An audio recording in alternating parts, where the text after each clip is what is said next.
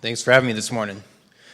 So when you walk into the grocery store to go and buy alcohol for the weekend, you look at the wine section, and as of the past couple decades, it's been just flooded. It's all California wine brands in there, right?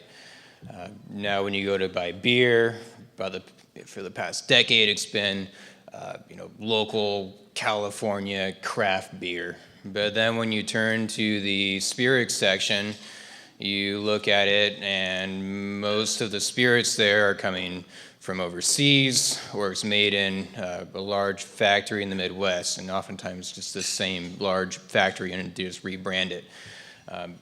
So what we're seeing now is a revolution, like we saw happen with the wine and with the wine and beer industry.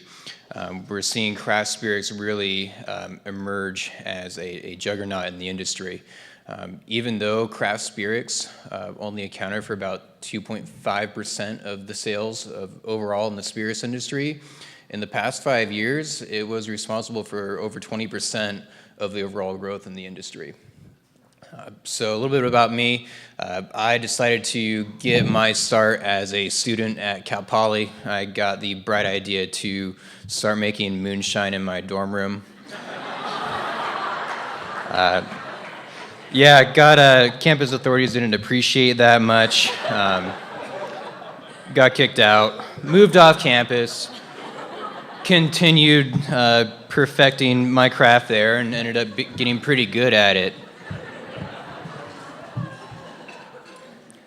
So I was studying agriculture at Cal Poly, actually, and I was working in agriculture, and I really wanted to marry my love for science and my love for art, and that's how I got into distilling. And being in agriculture and just kind of being a hobbyist naturalist, I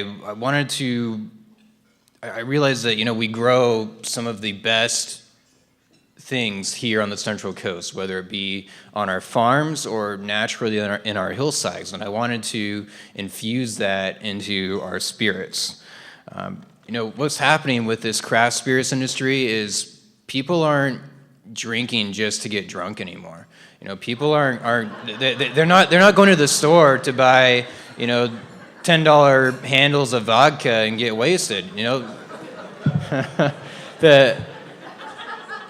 But with the craft spirits industry, people are truly looking for an experience. And when they drink my gin, my Big Sur gin, which is, instead of being made from traditional grain and European botanicals, I make it from Central Coast wine grapes and native plants. And when you taste it, you really taste an experience. You taste an experience of walking through a Central Coast forest. So I knew my journey wouldn't be easy. It just gets harder every day, as you can imagine. When I first started down this path, it was just constant no's. And of course, the first was, no, you can't make that in your dorm room. There are also no's to my applications to get involved in the industry, no's from mom and dad that I shouldn't start my own business, especially a spirits business. No's from prospective business partners, and then there's the three-letter government agencies. There's TTB, ABC, BOE, FTB, IRS, SOBs. That's not really an agency, but a nickname I come up with for one of them. So those aren't no's, but usually there's kind of a no, but I'll reconsider if you fill out all this repetitive paperwork and pay me some money. No from zonings, no from planning, no from landlords. You get the idea. Running a business is about not taking no for an answer, and it's good to live life that way too.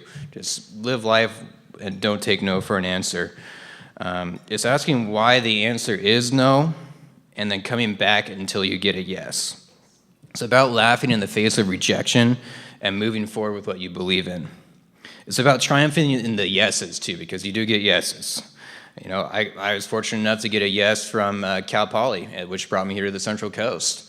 I got a yes from Cal Poly Center for Innovation and Entrepreneurship, which I completed that program, and I've been eternally grateful for where it's gotten me today. A yes from my landlord and building developer, RS Paul Construction. A yes from my family and friends who were also eager to say yes to taste tests. So I believe in making craft spirits that are inspired by our great home we call on the Central Coast. And after 3 years of laughing at no's and celebrating yeses, I'll become the youngest distillery owner in the United States during our grand opening on June 9th.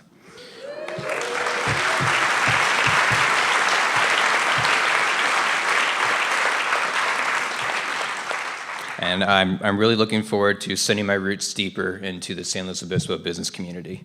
Thank you for having me. Thanks, Aaron.